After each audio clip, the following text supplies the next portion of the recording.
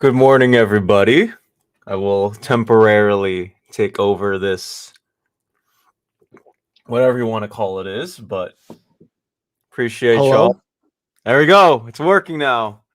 It said it was working, and then I unplugged it and plugged it back in. Hey, everybody, now we're started. Thank you for bearing with us. But I want to see Dom take charge. Dom, do the intro.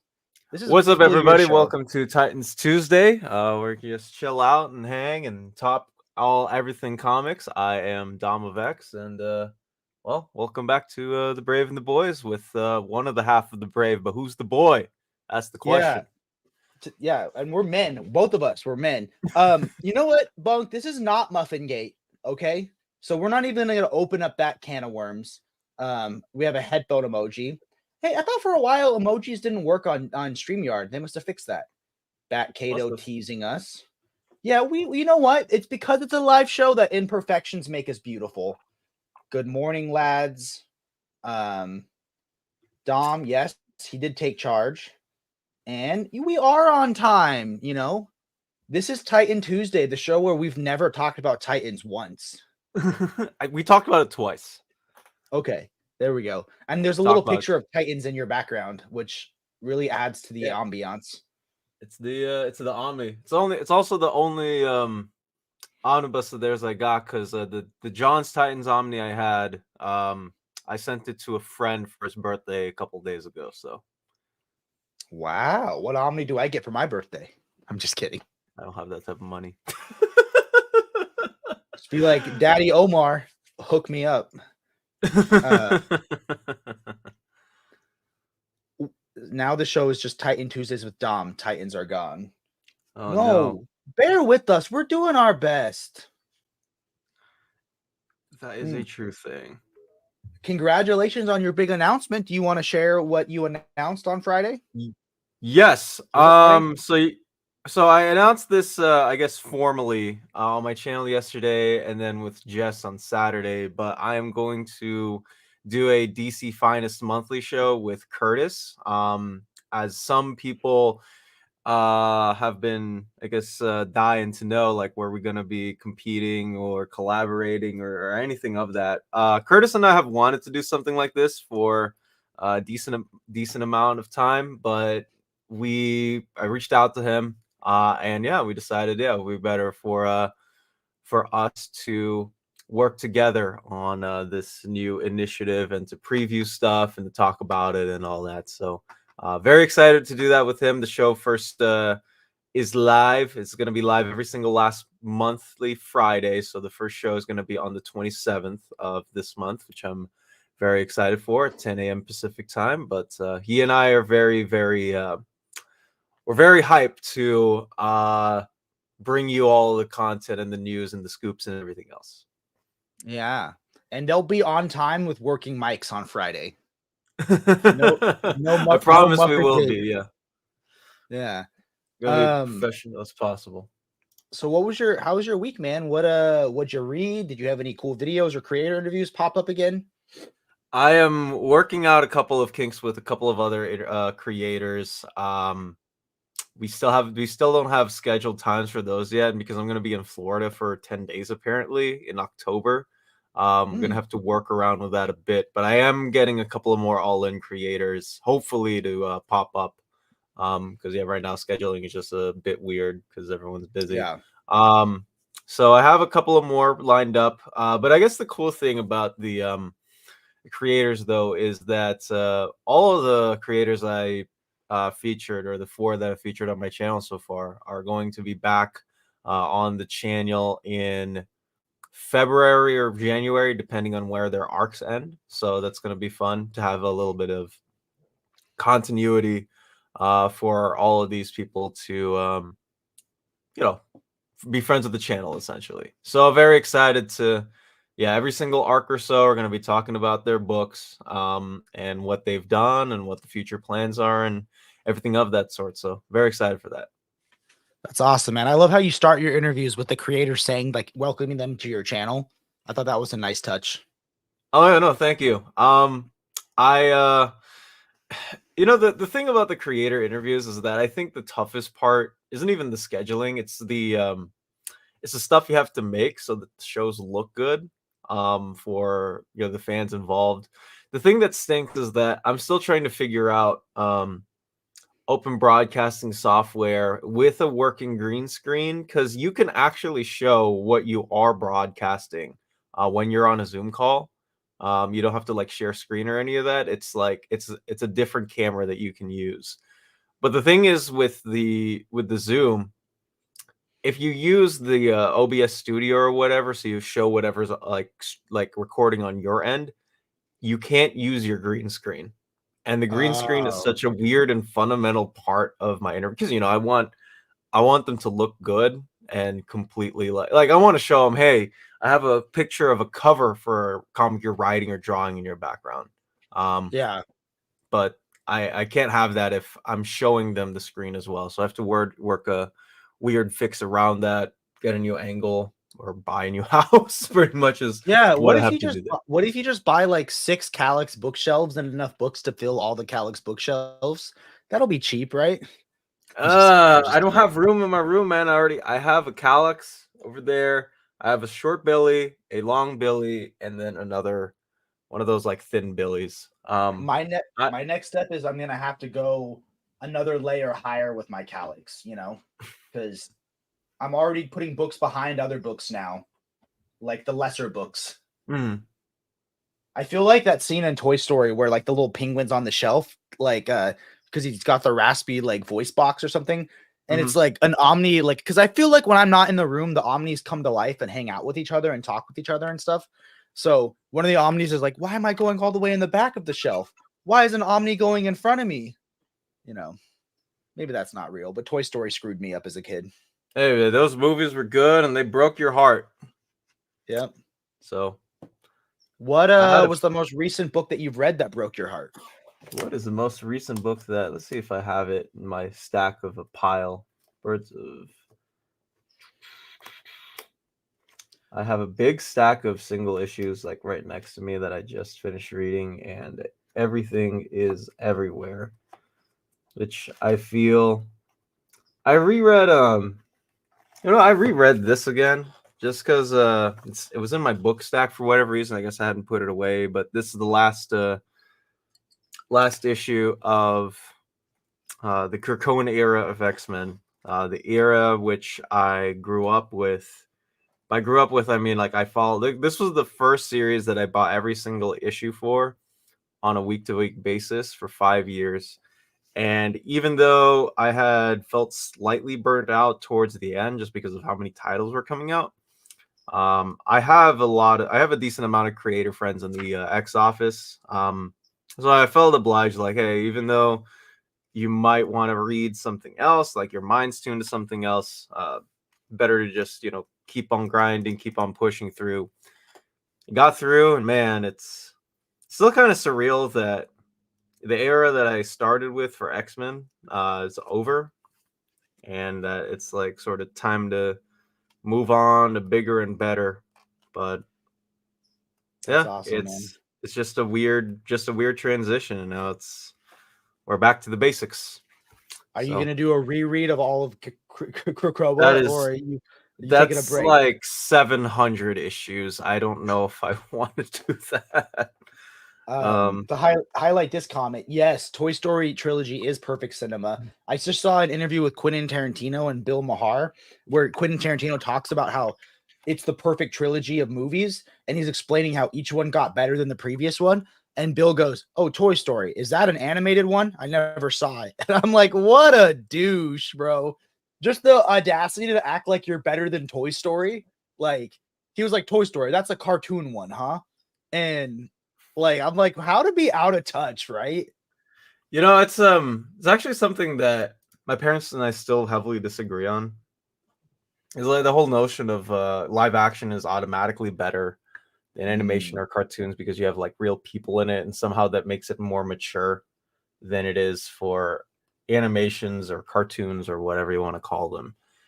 And I will never grow out of the animation phase because a lot like just seeing the drawings, like not only like yes, it makes me feel young again, but it also just shows like there's so much more. There's a lot of passion that I think goes under the rug because we tend to think these are made for kids because they're hand drawn, which yeah. is far from the truth. And I think because of animation, this is the problem that Disney had with all of its live action remakes, is that the the stories that you can tell and the expressions that you can make in animations are so much more wide range because the human limit as far as emotions, like we can only go as far as our face can stretch out. With animation, you want to stretch out that face as much as possible, no one's going to stop you because you can do Go that as an animal. plastic man with it. You know what I mean? Exactly. It was like So further. It was further. I feel like a problem, especially with Lion King, because with Lion King, in the original animated Lion King, like humans express emotion with their face, and in the mhm, animated Lion King they showed smiles and frowns, and like you were able to get a human inner emotion from these creatures because they were animated. But when they did the CGI, which is still animated, bro, it was just live action shots. Probably wasn't even live action shots of the African Sahara or whatever. It was the live action Lion King is still an animated movie. It's just CGI instead. They made them really realistic, and cats don't emote with their faces. So like the live action Lion King movie feels really soulless because like you'd have them just have a voice actor being like, "Oh, I'm so sad," but the lion doesn't look like he's crying on his face. So it's like it doesn't hit the same as the animated Lion King for sure. Like not yeah, even close. I was working at a movie theater at the time that was dropping because I wanted some money over the summer to like spend on stuff that I wanted. And I remember my one of my managers, we were talking, it was like him, me, and a couple of other people who were, I guess, in the vicinity, and we just talked about the Lion King. One thing that we criticized it for, well, not even being stacked up to the original, is when you have such hyper realistic emotions, you can't get a sense of what made the first movie, well, like, one of the greatest movies ever, and what makes it so special is that if you limit those emotions to be like seen and drawn out, like when any of those characters show emotion in the animation, you get a sense of like, I know what they're feeling, I know exactly what they're going through, and it kills you like to see that they completely remove that with the remake, which is a shame, but that is what it is. Like I can't, like Disney obviously, like they made a lot of money off of it, but it should never be about just the cash. You are the biggest company on planet Earth. You have so many different characters and properties under your belt. What Did would you kill you for to ask one of those people who work for that billion-dollar company to make something original? Did you ever see like when they animated real faces, like Mhm, animated like faces? Look at how much more does your heart break for this Simba than this Simba that looks like he doesn't even care? Or mhm. like it's wildly different, you know? But My friend, one of my friends when I was working at the theater was just like, they made a documentary with they shot documentary footage for a National Geographic documentary, and then they put it in Lion King. Oh my god. That's smart though. Yeah, like anytime I can reuse a shot of B-roll on another video, I'm like, I feel like I'm cheating. It feels so freeing and fun. I'm like, Makes it. yeah, so that's awesome. Um, we have Foxhound saying anime gets the same hate as well. I mean, I feel like the list of animated movies or anime TV shows or anime movies that like are greater than live action. Like, look at the Iron Giant. Like, that's one of my favorite movies ever, and that movie has such heart to it. And it, like, I could never imagine a live action Iron Giant. I don't think it would work. And then Bunk would like to unsubscribe to this world when Tom is describing where people can stretch their face endlessly. I'm just saying, in animation, man. If you haven't watched any cartoons, Bunk, I'll introduce you to some. I also think Jim Carrey would like to disagree with that you can't stretch your face endlessly in live action. I think he might take that as a personal challenge. And when someone says Avatar: The Last Airbender is a kid show, I feel like they're punching me in the gut. I will say, I feel like the early few episodes were way more of a kid show, but like later on, that show is not meant. Like that show is. I mean, you have to have that because Aang is a little immature, and that makes sense. He's a child for 100 years. He has to learn to be wise. But like some of those parts in The Last Airbender, like when Zuko gets forgiveness and other things. I don't want to spoil everything, but like, yeah, that's not just meant for kids. Exactly. It's one of the best like overall shows around. Even got to the point where like because of the heavy themes, my parents like banned it from my house for like 6 months. Well, Um, oh my gosh. I had a lot of things banned in my childhood just because like my parents thought like I was too young to like experience the feelings or um too mature themes for me to comprehend is I think their wording. Yeah. Unfortunately Avatar was on that list, but I was still able to watch it at my friends' houses. But the thing with that is what kills me, like my mom will rewatch like the live action stuff, like the terrible action adaptations, including the, in my opinion anyways, mediocre Netflix live action series that came out not too long ago. She'll watch Oh, I that. never even watched that, but I heard it was way better than the movie, but still mediocre. You can Yeah, be way better it's than the not movie hard and to be still better be than the movie. In all fairness, it yeah. isn't that hard. Um, and it kills me because it's just like this is one of the greatest shows I've ever seen. Like it's in my top 10 somewhere, but they'll never rewatch the animated show, and like for that, I don't know why. I think it Yeah. was like my brother who had to convince him. Like my younger brother had to convince him, hey, like you should rewatch some of it. But it was more like just playing in the background while they were on their phone while he was rewatching the animated stuff, and it's like, oh man, I love Toph, I love all those guys, but gosh, like there's nothing I wrong with I watching animation. I will say the one live action anime that I really liked was One Piece. I thought One Piece was made with such reverence and care and love. The thing is, like, everything, like, you knew the Avatar Netflix show was going to be good when the original creators were signed on. And then you knew to be nervous when the original creators stepped away for creative differences. And you were like, uh-oh, I've seen this one before. It's, did you do anything fun to celebrate Batman Day? I got to hang out with Jess. And That was fun. actually no, I was stuck doing near mint condition work on Batman. No, I thought that should be in your contract that Batman Day and Free Comic Book Day are paid holidays. Well, I think free comic book day. I'm usually at my local comic shop because I used to work there. Yeah.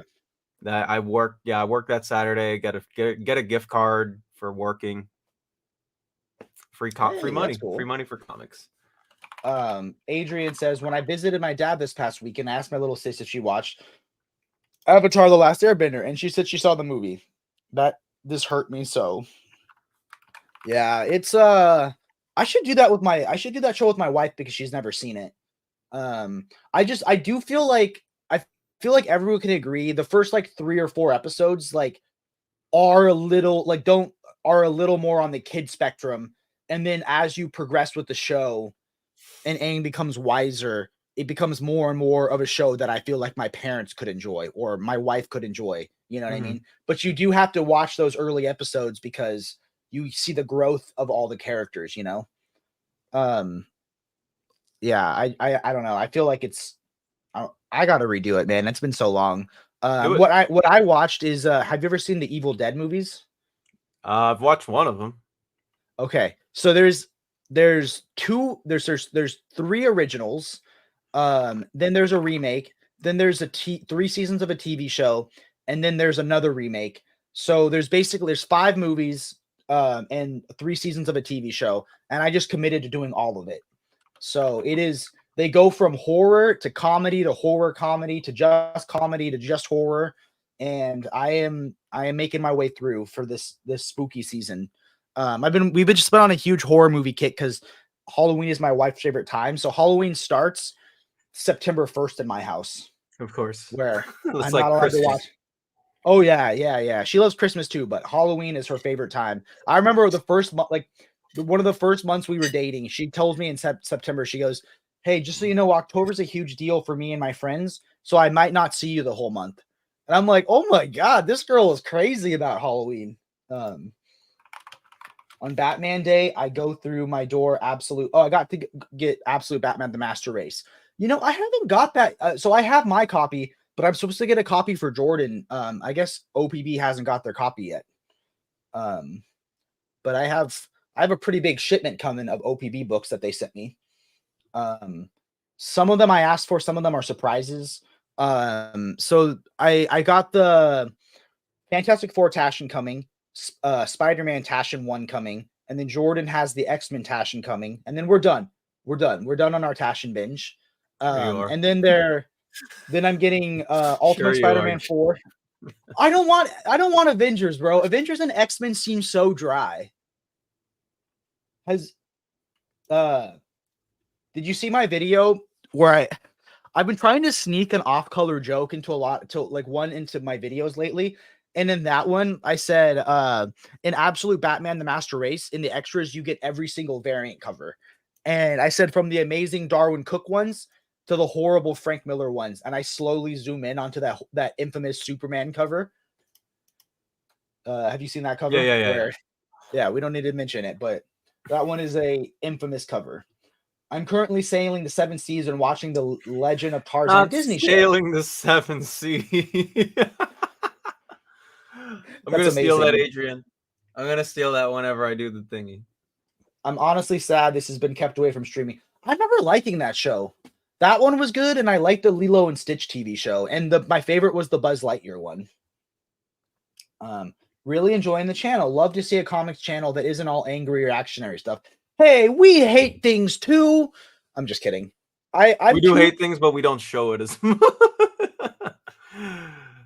Do you? No, not really. I finally made a video where I finally said I don't recommend a book.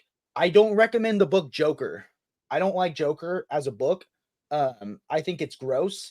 And when I was doing my review of the next 4 waves of the Compact Comics, I straight up said, I said, hey, you might like Joker, but I don't. But other than that, it's too much work, dude. I'm Dom. You know how much time you put into a video, how much time I put into a video, and I could never do it just to talk about something that I hate. You know what I mean? Because like the whole goal, I feel like, of your channel, of my channel, of anyone who does this, is to get more people reading comics. You know, so like it'd be like the other day, there's this comic book YouTuber. I won't say his name, but like he got some infamy in the community because he made a video where he roasted other comic book channels and said some just really negative things about people he didn't know and about their channels. And I think it was meant in a joke, but some of the jokes, he didn't know these people, and some people didn't take the jokes the right way. So what I did is I made a video where I talked about my favorite comic book channels and what I love about them, you know, just because that's my style. I don't like negativity, you know.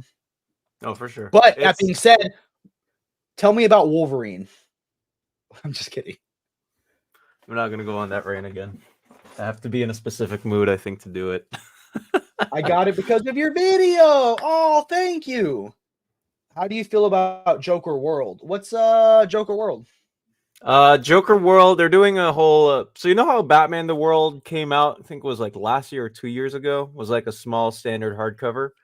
Um, Joker World is pretty much like the same concept. It's like, oh, we got Joker stories from Jokers around the world in celebration of Batman Day.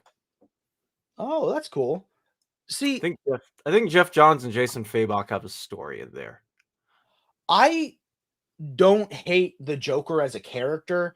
I'm not like I love the Joker. I thought he was the best villain for a while for a time as I was young when I was younger. But my thing is like I don't like when people think the only way to make the Joker interesting is to make him go way too far. You know what I mean? And like Joker is a dark Joker that goes way too far. You know what I mean? And it was interesting though. The one redeeming quality of that book is that it's not from Joker's perspective. It's from the perspective of like a low-level thug that works for him, you know?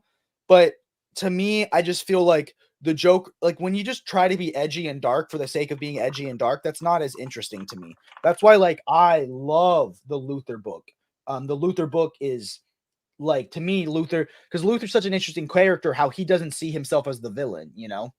So like I would love a R-rated movie about Lex Luthor done in the style of like Citizen Kane, where like he doesn't understand like why he's on trial or why like Metropolis is growing to hate him and starting to love this alien from the skies, you know? That to me is way more interesting.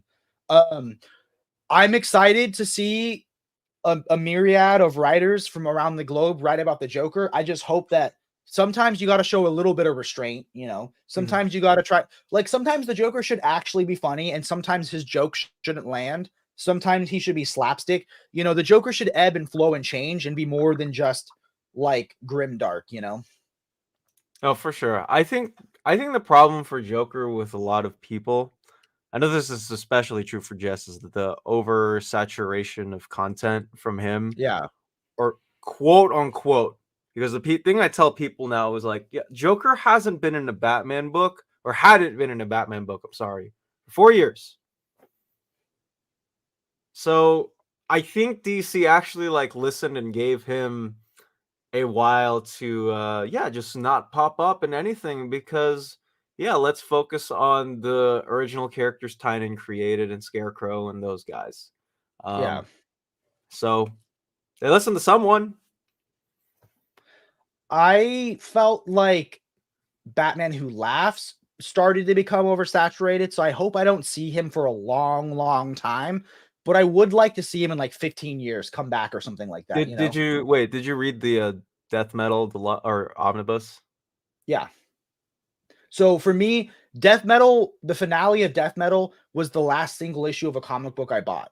I bought a couple random ones since then, but that's when I stopped being a weekly warrior.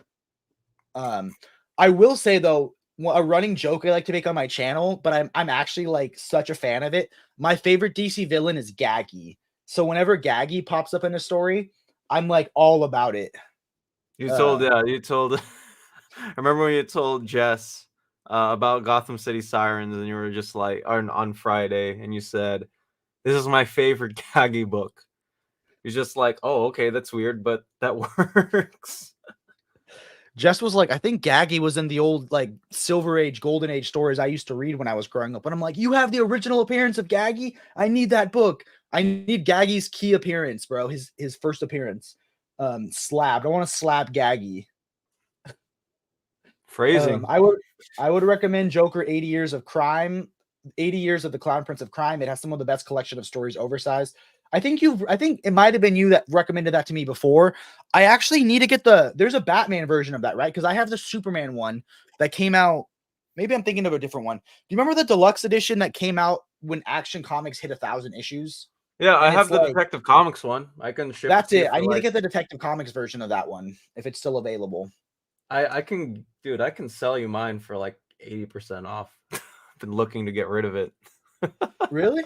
I Yeah. guess for me, keeping it means I don't ever have to buy Detective Comics number 27 Omnibus or any of those. If I ever want to be like, here's where to start Batman, you know what I mean? Um, what is your favorite? So I am actually thinking of doing, okay, I want to ask the chat a question. So chat, let me hear your thoughts.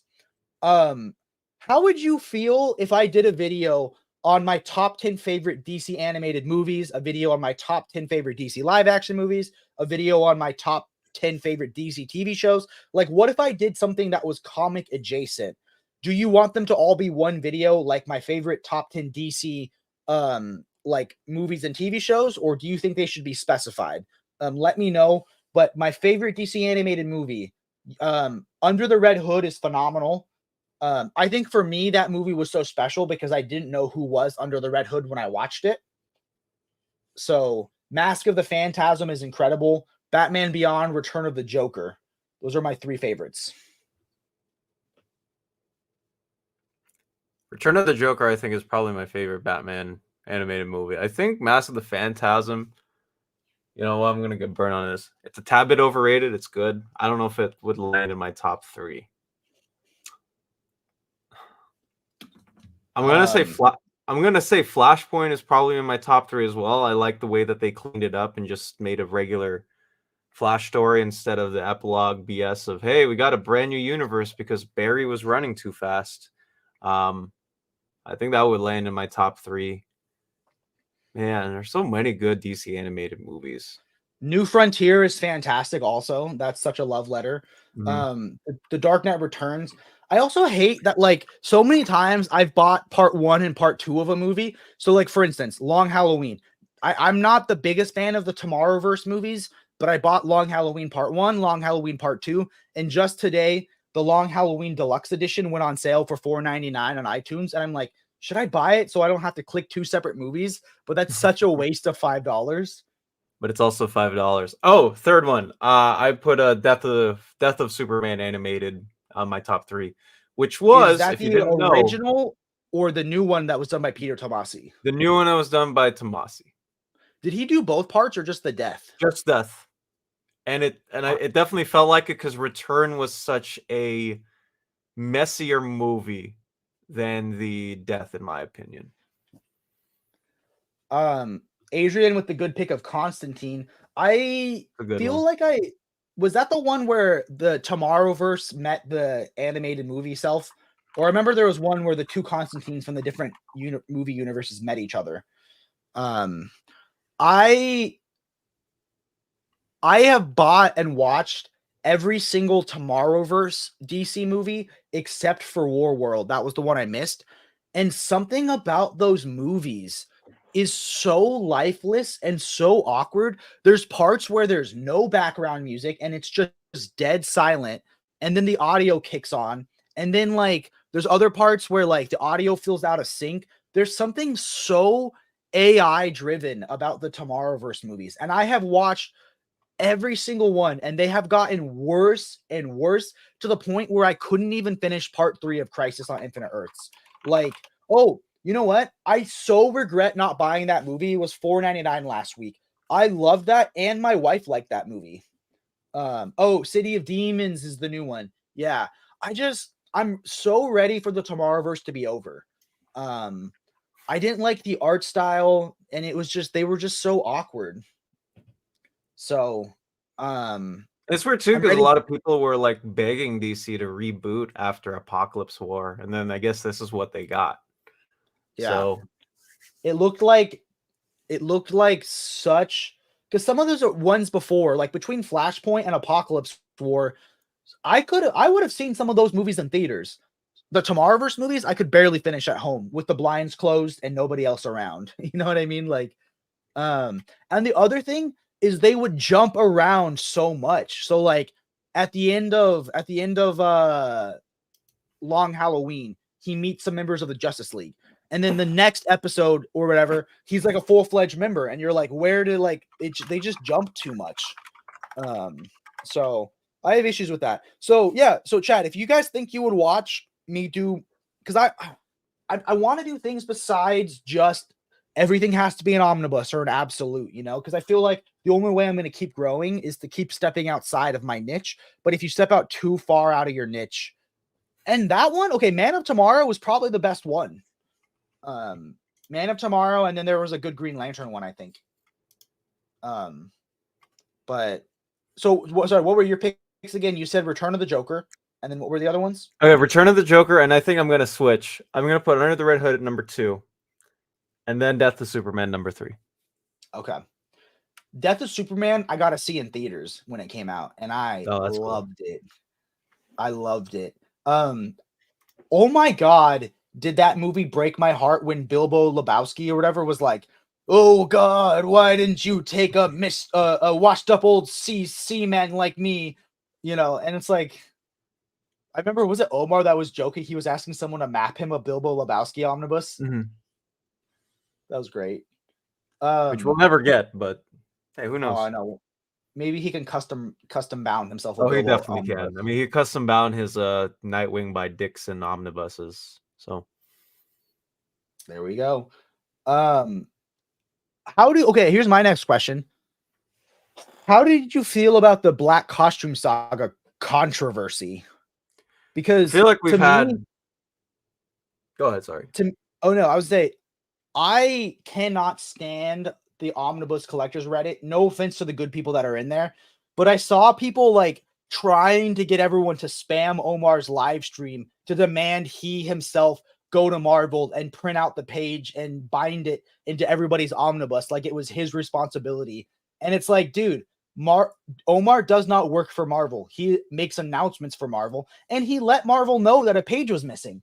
But what is, like, what is Marvel gonna do? Like, DC did a recall, but I don't think Marvel's gonna do that. And it's like, don't blame Omar for that, My whole thing is I mean, we've had, I think, 5 or 6 omnibuses now from Marvel that have had these reprints. Which, hey, I mean, no one is perfect. These are big books, especially when you are printing out like 10 omnibuses a month or a crazy number like that. Because these aren't tiny trade paperbacks, which also have misprints, right? These are big boys that cost a lot more to make, cost a lot more to produce, and if you're mass doing them out, like, mistakes are bound to happen.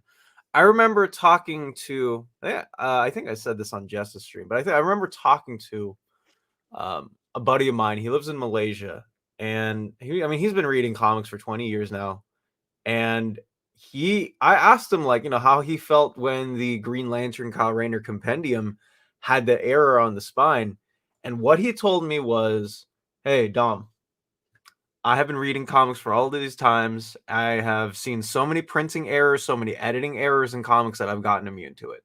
Because that also happens on the single issues too. Like, let's not mind that, right? Like, spelling mistakes happen, panels where they're not supposed to be, they happen. Sometimes productions error happen. Like, we're not, like, as humans, we are prone to error. We aren't perfect.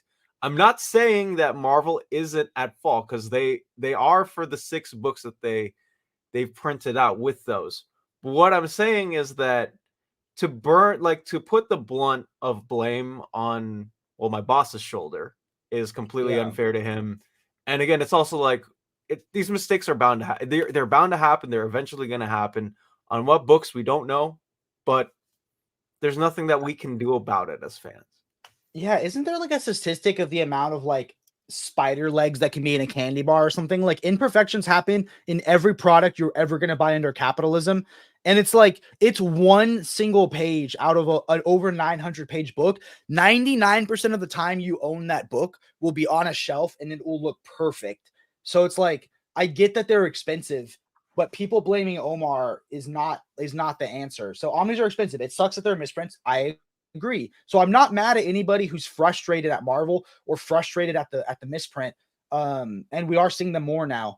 At the same time, Omar is no fault here. So my question is, would people rather have less omnis coming out each month if they had a higher percentage of being perfect? I'd rather take 10 omnis a month and maybe one of them every couple years has a misprint than them feel like every book, then getting less of them and feeling like everyone has to be perfect, But I'm also like, I don't know, maybe that's not the right answer. But I also think it doesn't even matter because I think I have the page in the Spider-Man versus Venom omnibus. And it's also like, I'm never going to read the book, right? I'm a DC fan. I just bought it because that spine looks rad. Yeah, I think the thing that we're talking about with, like, oh, they need to print less, is like, if they incentivize them to print less and they keep on doing that, how many people are going to be, the people who are clamoring for, we got to reprint this, we got to reprint that, especially when most of their catalog is already out in omnibus format, which is a pretty impressive thing to see. you're gonna see pre-orders drop. I don't think that's what you want as a company, especially when I think Marvel knows like these books aren't hitting liquidation. They're not hitting ollies except for maybe the May 1965, those types of omnibuses. Which Yeah. is pretty Or impressive on Marvel's Dazzler. part. Hey, I'm just kidding. don't I'm talk just kidding. smack about That was that. the one part of your stream with Jess that I watched. I had a dinner with my parents that night, and Oh, I I got see. I got overwhelmed because sometimes I get overwhelmed at like Cheesecake Factory or like places where there's like not a lot of windows and a ton of people in a busy restaurant. And Mhm. like I was like, I need to step outside for 5 minutes and get some fresh air. So I put on some Jess and you were talking about how you were pumped about Dazzler. I that one feels a little weird to me because I still like I'm an X-Men fan, right? And I still have a lot of friends who read X-Men and all that. Um, yeah, I'm in on top of it. I don't mind having a little bit of dumb fun sometimes, and I hadn't read the material before, so I'm like, oh, we're getting this in omnibus after the masterworks have come out. So I thought that was pretty cool. Um, it's stuff like that where it's I can take it back. I'm just trying to figure out, yeah, for like stuff I'm hyped for books like in the last quarter of the year, which there are a lot of, to be fair.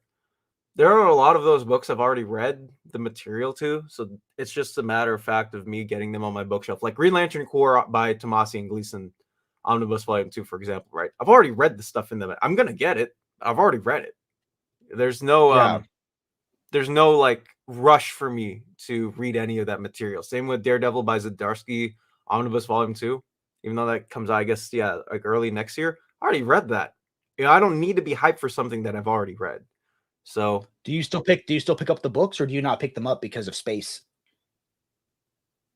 for singles, I guess it depends. It depends on like what my monthly thing looks like. Although I am trying to do a thing with my comic store so that it's less of a burden for me.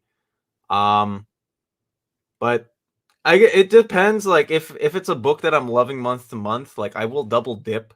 That's just part of the gig. I don't want to be I don't want to be left out in conversations where I don't know what I'm talking about. Like for example, like someone asks, like, what are the best books in the book stands? I don't want to be the person who's in a live stream and doesn't know what to say, or says like the most stereotypical uh ice cold take answers. So Like me? I'm just kidding. Um, we got a couple chats. Bat Cato, I'm on a call this week and keep getting bugged. Uh, yeah, rating the animated movies so we know which ones are worth watching would be great. I had most of them and watched almost none of them. And then we got an Ollie's find. He got Mighty Thor Volume 1 for 25 last month at Ollie's. there we go. Have you Nice ever had a deal. friend send you a book from Ollie's? I've Uh, gotten a couple of them. I don't live near an Ollie's, and I don't know anyone who lives near an Ollie's. Neither So do I. unfortunately, Okay, okay. What about just have Bunk be your Ollie mule? Bunk's my Ollie's mule.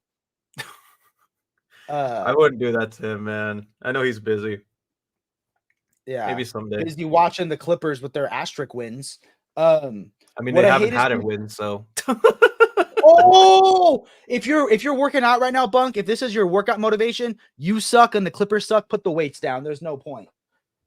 Okay. What I hate is people turning on Omar just for an Omni announcement and then throw hate at him for something dumb. Omar is much more than Omni announcements. Like whenever someone's like whenever there's a book like what is it? The X-Men Space Saga Cosmic or something. X-Men Omna. Yeah. Yeah. Like and everyone's like, "Oh, screw you, Omar. No one's going to buy that. What a waste of time." And it's like Omar isn't telling you to buy this book. Omar is telling you the book is coming out, and that is awesome that we have an authentic voice that we can trust who actually reads these books. There's I'm not going to say names, but there are comic book YouTubers out there that I feel like Wikipedia and Chat GPT their comic book knowledge just so that they can pump out content versus Omar sits down and actually reads them, So that bugs me. And then people that were like, oh, when people were defending Omar, Reddit was like, "You're just being an Omar bootlicker." I'm like, "Oh my God."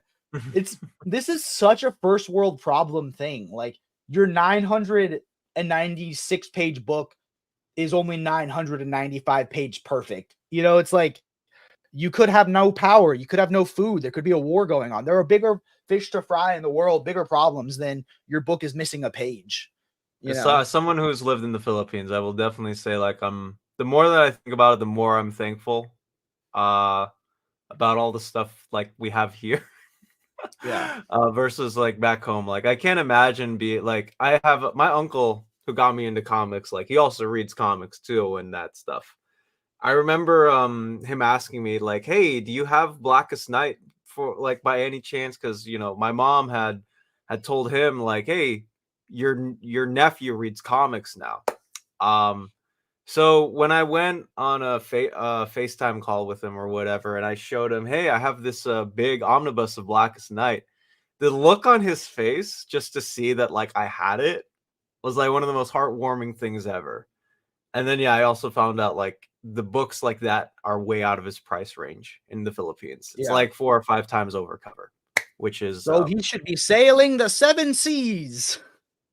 he's not doing that. He has it. I think he has it in singles, but I know, I was just kidding, man. I just wanted to yeah. reuse our reference. Don't pirate comics because we're in America. Most of us are in America and they're cost effective, and these people need work and they need money. Or just say nothing at all. Just sit there and look cool. I mean, don't we look cool? Honestly, I just browsed the Omnibus Collectors Reddit when there's an announcement for DC, but now we have Dom of X, so that's just unnecessary. Hey, thank you, Wow. Adrian. I appreciate it. I have a couple of more announcements to make about content changes for some books, so stay tuned for that. Trying to get something worked out there, but yeah, it was I cool would. breaking the news, for example, for the Snyder Justice League Volume 1 Omni. What was 'Cause that again? That was it was containing less, right? Or was that the yeah, Batman? they cut the contents on that by a good amount. So it was I think they're only collecting up to like issue 18 of the first Omni for the first Omni, and then all of the Drowned Earth tie-ins, as well as the No Justice series that wasn't previously collected in They cut No oversized. Justice, or they're keeping in No Justice? Yeah, they're keeping in No Justice. They wouldn't touch that. Oh, okay. And they took out all the Batman Who Laughs stuff. They took out everything in the middle that would have been a part of Volume 2. So they took out Batman Who Laughs 1 through 7 and Grim Knight #1, along with issues I thought Grim 19. Knight #1 was never in it. They didn't. It was never It was supposed solicited. to be in it. It was just a listing error on Amazon. Oh, okay, okay. Oh, Chaz, I mostly watch this channel, Omar and Jess. Throw Dom of X on there too, my co-host right now, and you got yourself the Mount Rushmore of comic book YouTube. Heck yeah. Which Do I it, don't know. Chaz. I I don't would even know. really appreciate it. I don't even know what presidents are on the Mount Rushmore. I was gonna say what president are we each, but I don't even know what they are. It's hold on. It's Washington, Roosevelt, Jefferson, and Lincoln. Okay. Well, I'm Roosevelt because I want to be. Okay. Is He's the Omar big bear. Washington? And then Jess is Lincoln. No, I feel like Jess would be Jefferson. Get the Okay. J's. Yeah, get the J's. Was Jefferson a good one or a bad one? I know a lot of No, the he was. He presidents had were a evil. great first term, meh second term, but I mean, he's the guy who wrote the Declaration of Independence. Okay.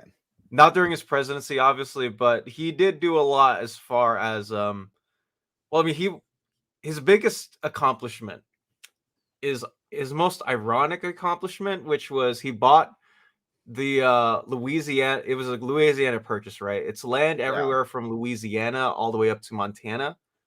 He bought that from France. He bought that from Napoleon.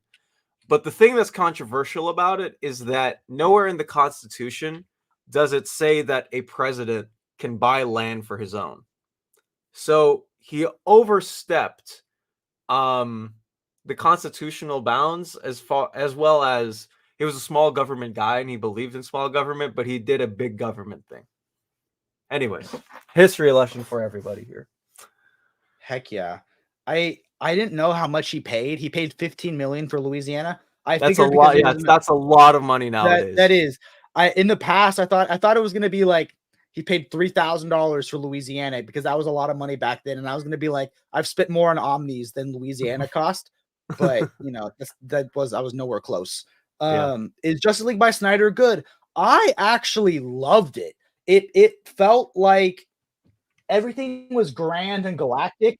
I will say that the Drowned Earth arc wasn't my favorite.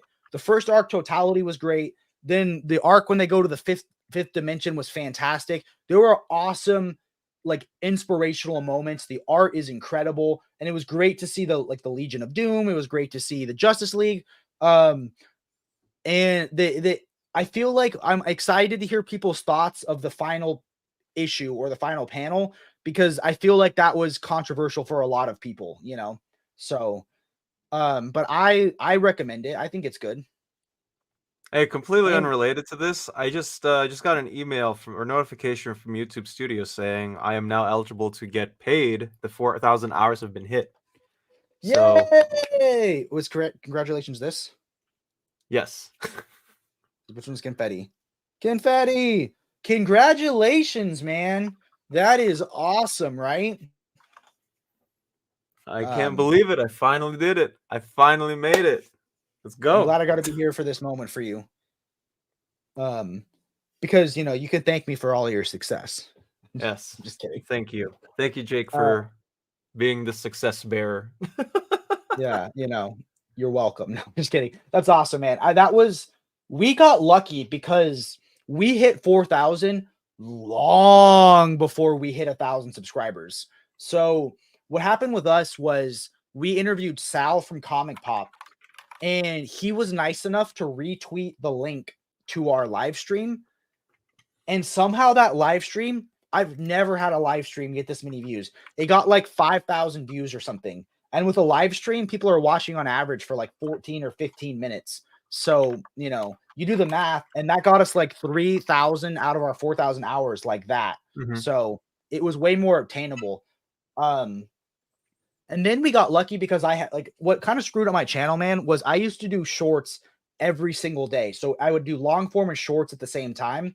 And then I had a short hit 450,000 views. Mhm. And I got like 150 subscribers from this one short. And then I saw how much I got paid for it, and it was like 10 cents. And I was like, okay, I think I'm done doing YouTube shorts, because there's like, you get no money from them. And a lot of those shorts people will never watch your long form content. So it kind of skewed my channel a bit. And it took me a long time to get people watching my long form again. Um, but you make mistakes on your YouTube journey. I'm sure you've learned important things, you know, and you're clearly like doing amazing, man. Your growth is astounding. Yeah, I mean I'm about to reach 2,000 from the way things look by like the middle of October, which is insane. Um I like my original goal again was like I was going to try to hit 1,000 by the end of the year, and I thought that was ambitious enough. But now like it's weird. Like I'm established as one of the guys on YouTube, which is pretty incredible to think about, honestly. Dude, you grew so fast that I feel like I didn't even include you in my favorite comic book YouTuber video because I didn't really know you at the time. And then now I feel like I snubbed you because you're so huge and you're one of the guys, and I didn't include you. No, it's But, you know, okay. I mean, I don't. I'll I save you for a hey, volume two. to have that like as an honor, honestly, like, it's you know I'm just here to help people. If you know, it's the same thing when I play basketball. Like last, not this week, but the week before, I got like 8 blocks, scored like 10 points. I didn't get player of the game, but we won the game. That's all I care about. So as long as I'm like contributing in a good manner, I mean, that's Do all you that think you matters. should have got player of the game? No, Okay. no. Okay. My question is, who is your favorite comic book YouTuber? Because mine is myself. And that's because my whole philosophy is you should be your favorite content creator, because you should make content that you would love to watch yourself. And that's how you move in a good direction. I mean, gotta love Omar for the knowledge. I love Sal because he's so entertaining, and Jess has the most heart. But I try to steer my guiding compass is be what would be my favorite comic book YouTuber, you know? But I'm curious, like, who was your influences besides Omar? Because obviously Omar's huge for you, I'd imagine. But like, Uh, who else did you love? it was only you know what I actually was only subscribed to two people before I fully got into the community, like back in February. I mean, since then I made a lot of friends, right? Like Tyler from Luminerdi, Mitch from OmniBuddy, the other Dom on Comic Book Report. Yeah, it was pretty much only those. It was those two guys, and I guess Crisis because I had known Crisis for 6 years.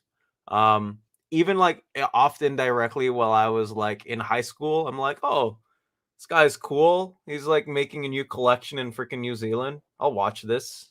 Let me rot my free time along. So I felt like it was always those three. Um, and then yeah, now that I'm in the community, it's like I know so many more people. Yeah. Um,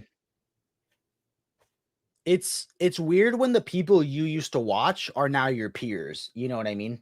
Like yeah. that's a crazy feeling because like when I hear people say like, "Oh, you brought me back into comics," or "You and Omar and Jess or whoever are my favorite YouTubers," I'm like, "Why is my name in the same sentence as my heroes?" You know what I mean? But like eventually you have to shake that feeling off and be like, "Yeah, I am one of the guys." You know, it's not like it's a huge community, but at least our side of it is pretty positive, you know? Mhm. Yeah, Like no, I mean, I'll always be thankful for the amount of people, new people too, who subbed yesterday because of the announcement. I think I gained like 20 something subscribers just in like the last day because of the announcement. Which I'm pretty honored as well. But I'm trying not to be too much of a narcissist about it because I have this odd ego problem since high school, which is probably why I didn't, I couldn't grow as much in high school as much as I wanted because I was like so stuck in my cave. Um, but no, I'm always going to be thankful for the amount of, well, not only just the amount of views I get, but well, everyone just in general. I mean, yeah, I can't stress like how gratifying it is enough to have gotten to this point is like, hey, like you're one of the trusted members of the community now. People are literally like people are looking up to me for the DC info just as much as people look to Omar for Marvel info. Like to even yeah. be uttered in that same air is just absolutely incredible. Like I don't know how to explain it. I don't know how to like let people know how it feels, but just the thought of that is pretty insane. Um, And like look at it this way. Imagine if you were in a room with 2,000 people or how many subscribers are you at? That many people. That's a lot of people mhm, that want to watch what you do and talk about your favorite thing because they think you're knowledgeable and entertaining. Like knowledge is a tool, but I feel like at the core you have to be entertaining and personable. So like you should be incredibly proud of and the fact that people spent 4,000 hours watching your content in under a year is an amazing accomplishment. And then the numbers just keep growing and growing, dude. Like you'll get to a point where people are watching 4,000 hours of your content every month. So, you know, you find your space in the niche and you do it. So, you should be proud, but also like you're still going to make mistakes. You're still going to learn. You'll be a better creator 6 months from now. Like every 6 months you'll look back on your previous creations and be like you should be a little embarrassed. Like have some love for it, but be like, "Oh my gosh, I can't believe I edited like that," or "I can't believe I like my," you should be improving still exponentially like every 6 months. So for me, I don't delete old videos because I want people to see how terrible I was when I started, when I didn't make eye contact with the camera and when I didn't know what I was doing. So you want to be confident, but also know that if you're doing your job right in 6 months, you'll look back on your most recent video and know things you could have done better for it. yeah, And I feel like that's the right way to do it. Ego is good. Look at your YouTube family. Knowledge of the comics is what I gravitate towards. And I know I'm not the most knowledgeable, but I try to be earnest and like honest. So if people are also okay if you say, "Hey, I've never read this run before, but I loved it." So, and then it's filling a void, very much needed. Good job. And I think being assertive and being humble is the right balance, which I think you're doing. So true, Foxhound. but yeah, like I said last week, I know exactly what YouTuber I need to be. Like I know which spots I need to fill in, and also like what voice that I'm going to be able to relay towards the rest of the community. Which is if Marvel is if Omar is the all-encompassing guy with a focus towards Marvel, I'll be the all-encompassing guy steered towards DC. Simple as that. Save a little bit of DC for me. I need a little bit of DC. You That's have the my niche. compact editions. You're doing It is true. those. Dude, You're getting all the did you views see with how much those. my last compact comic video blew up, bro? It got like 5,000 views in like a day or 2 That's days. It was like, see, exactly. People are tuning in for that. You are like, I kid you not, when I look up like DC Compact Edition, your video is like the fourth on like images, like fourth search up on images and like third down heck from yeah. like the search engine. I can be the compact king. That sounds like I'm short though. I mean, I am a little short, but There's nothing wrong with that. Lean into it. Make it a marketing gimmick. what I found about the compact comics and why I think those videos do so well is because they're so beloved internationally. Because comics are so expensive overseas, and people are now able to buy a book at a reasonable price range. So I feel like, okay, you know what? I feel like I have compacts and I have absolute edition. So I have two. You know, I feel like I'm also the absolute guy. But You what does have that try to literally be? every single absolute. So, well, I'm missing except one. for one Yes. so far. That was such an awesome compact video. It's because you're able to put a lot of info into a small sized video. Thanks, man. I will say the one thing that I'm very confident about, just because, and we're going to make a video. Me and Jordan are planning it out for a behind the scenes video. I think my production quality of my videos is something I'm very proud of and something we've worked very hard on. So, like, I feel like our camera quality, our editing, the scans that we use, our audio, I'm proud of the production quality, and I hope that people also enjoy that. You know, because it's sometimes it's a lot of work, man, editing everything, but I'm proud of the production quality of my videos. Like, I've never got people like, do you ever watch your own video? Like some people cringe watching themselves on camera, but to me, I'm able to sit back and be proud of the work that I put into the video. I rewatch my interviews. Those are fun because I have to remember like, oh, it's like, what they were talking about before, and obviously when they get back to my channel again, um, it's like, oh, I can talk about this with this with them. I mean, sometimes I'm like, I will be completely honest. Like every single one of those 4 interviews, I was just like, hey, I love your thingy, I love your thingy, and it was like 10% of me just fanboying over their material. I'm I'm just gonna like, clip that, and it's just gonna be a video of you saying, "I love your thingy," and I'm gonna caption it. What's their thingy? oh my gosh, I love your bookies, whatever. Yeah. But yeah, I don't. Hey, if I didn't rewatch my video, which I technically have to do when I edit, anyways. Mhm. Yeah, if I just upload it, there's gonna be bound to be a billion errors, and it makes me a Oh my! better person. So I dropped an error into the video I posted today. Uh, so I did my video on the artist edition of year one, and at the very end of the video, I go, "Hey Jordan, do you think I flipped through the book enough?" And he goes, "Yeah, I think it's good." And then I go, "Okay, guys, we're gonna skip to the end and look at the extras." And I left that in, but that's such a harmless mistake. It's fine, dude. My worst mistake was I left a burp in my Hitman video. Just because like I there you use go. text-based editing, and I gotta spend more time on the overview videos, but they're not fun for me. So, or they're fun to make, but they're not as fun to edit as like my list videos. Okay, so looks like I should have waited a week to do my compact video. I guess maybe I do a video on just the last two. Would that be weird? A Yeah, whole video on just two of them? doesn't hurt. Then I will pre-order them on Amazon right now. Layman wants to come back because you provided a positive environment. Just keep doing a good job, Dom. Like Jail says, you're going to keep improving as you're doing this.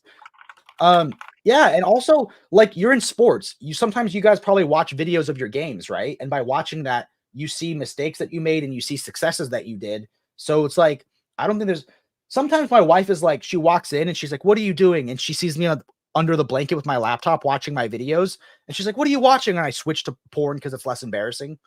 Oh my gosh, why, She's like, Nick? "Are you watching your videos?" She's like, "Are you watching your videos again?" I'm like, "No, it was." Yeah. That's Um, insane. what should be the next window of compact comics? Okay, I think we got to get Birthright. We got to get Secret Origin. We got to get Year One. Birthright's We got coming. to get Birthright is It got coming. solicited not too long ago. It was in this month's pre-order batch. I wasn't able to add it on my wish list on comic releases because apparently it's too small. It is too Comic small. releases hates new readers. No, we hate small books.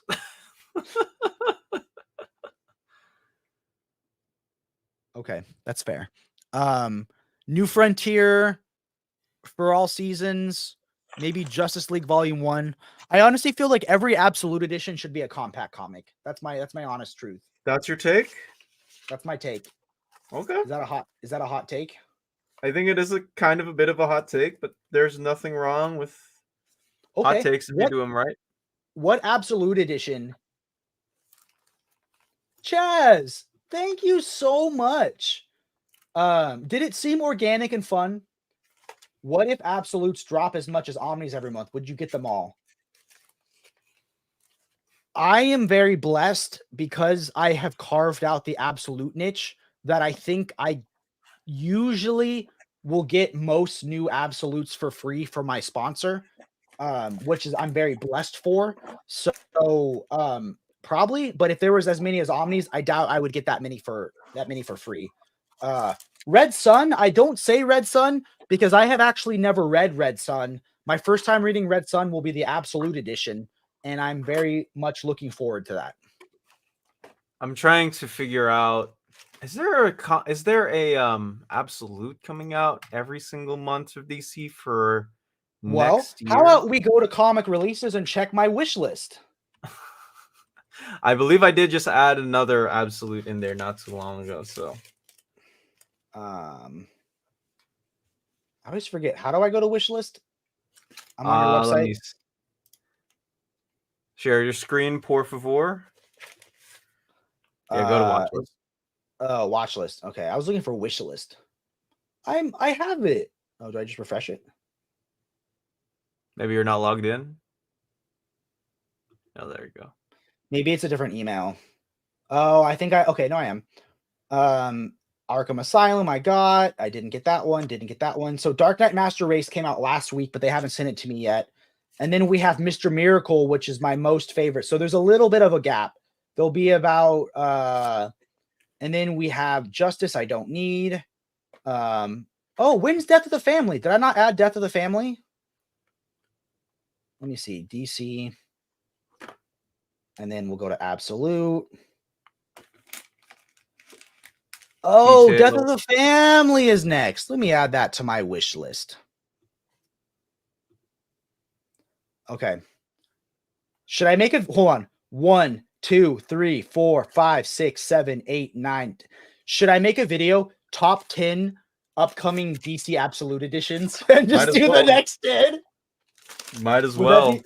Would that be hilarious? Might as well. Chat, tell me, is that a cheap video to do? I guess maybe it's unfair to do ones that I already own because it's like, okay, you know what? I will do an upcoming Absolute Edition video just to let people know what Absolute. I should take more pride in Absolutes.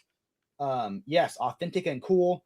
I believe the next wave of compact classics return in May with Kingdom Come, and there's probably no better way to see Alex Ross art than in the compact size, right? Said no one ever. Compact long Halloween, maybe. Deceased will be in June. What story do you believe deserves a deluxe edition? I want a deluxe edition of the Titan series by how do you pronounce that? Kami Garcia? Kami Garcia? Kami and dude, Gabriel Piccolo's. I've been following that guy for like 10 years now because he used to do Teen Titans fan art. Then he blew up, and now they're doing a Teen Titans series. Okay, well, cheap, but I'll still watch it. I probably won't do it, but you know what? I would never want someone to think my video idea was cheap. Okay, Dom, where can they find you? I know there's a million places. There's a million places. Well, obviously, if you guys haven't yet, please subscribe to Dom of X, where on Friday I'm going to be doing my first show with Curtis, and it'll stay as long as DC puts out those finest editions. If they stop, we stop. But until then, we are going to roll out with as much content as possible. So we hope you're in the long run for that. So sub to Dom of X if you haven't yet. Find me on Dom of X Studio on all social media platforms. I wish James were awake, but it doesn't look like he's here. Feels weird for the first time, but yeah, you can follow me there. Obviously comicreleases.com, your one-stop shop for every single big collected edition that's coming out in the next year or so. Yeah, we're up to July now, which is pretty insane for books. And of course, near mint condition, where I do stuff too. When you're on other people's shows and they say, "Hey Dom, where can you find them?" Do you sneak in? And every Tuesday I run Titans Tuesday with Jake from the Brave and the Boys. Do you do that? Because I've never heard you say that. I've done it on my Instagram, to be fair. Like I try to, at least if like I'm recording a video by myself, I'm like, hey, I'm going live on this channel. I do that. Okay, that's fair. I want you to know that you're an equal owner of this show. So I want you to feel like a part of it. Are you guys going to do something like the Epic Marvel podcast or just a brief overview? It's gonna be interactive with you guys as well. It's I have a slideshow prepared. Curtis was actually like kind enough to do a lot of the assets for it, because I have the amount of graphic design work, I'm gonna say, Adrian, for the show in general, and just to put it up, it took me like 2 or 3 days to get the assets all done together. So Curtis was nice enough to prepare the collected, like these books are collected in this and that, all done, so we can just browse through them. And yeah, we'll answer your guys' questions, as we're there to speculate too. Like, this show is just a big part of, it's a big part of you guys just as much as it is for me. And I also realized, I was watching the video yesterday, I was like, why is the music so loud in different spots? I guess like when it went through the editor, the music didn't go down the decibel levels I wanted to, but I'll figure that out. That is we're the still hardest running. part of editing, dude. I gave up on background music because I could never get it perfect. And like so many, I've never had a single person say I like the background music, but every so often on a video I was proud of, people would say, "God, the background music was so loud, my ears are bleeding." I took it out. I haven't had one person say I missed the background music. So yeah, you got to find the right volume, but it's hard. Oh, for sure. Alon, I feel like I don't have any obscure horror recommendations, so I feel like anything I'd recommend you've probably maybe already read, but Witches is good and Dark Ride is good. Those are two that I recommend. Dark Ride was recommended to me by OmniDog. My wife loved it. It's like a hell version of Disneyland, so to speak. And then Witches is a Scott Snyder book, which needs no introduction. What about you? Do you have an obscure horror recommendation, or were you not allowed to read horror because it was too many complex emotions for your parents? I was definitely not allowed to engage in horror when I was the closest that I got to were like emo girls, and even then it's like not horror. Not an obscure one, but I did enjoy Crawl Space by Rick Remender, and I think the guy's name is Kieran Dwyer is how you say his name. I think it's available on wherever you decide to buy your comics. So Cool. Well, thanks everyone. I'm Jake from the Brave and the Boys. You can find me doing hopefully 1 to 2 videos a week, and we're on Instagram. I don't really do TikTok anymore. I kind of got burnt out on TikTok, but we're doing Instagram. We started an X. We also have a Patreon. I want everybody to sign up to the free tier because I'm hoping to have that be like a one-stop shop for anything related to us, you know? So, I mean, there is a paid tier, but I think everyone should join the free tier. That's linked down below. And one last time, I want to thank Organic Price Books. There, if you're buying 1 or 3 books, you can save $2 with the code Braveboys. Or if you're buying 4 or more, you can save 5% with the code Braveboyssit. And everyone, have a great day. Bye, everyone.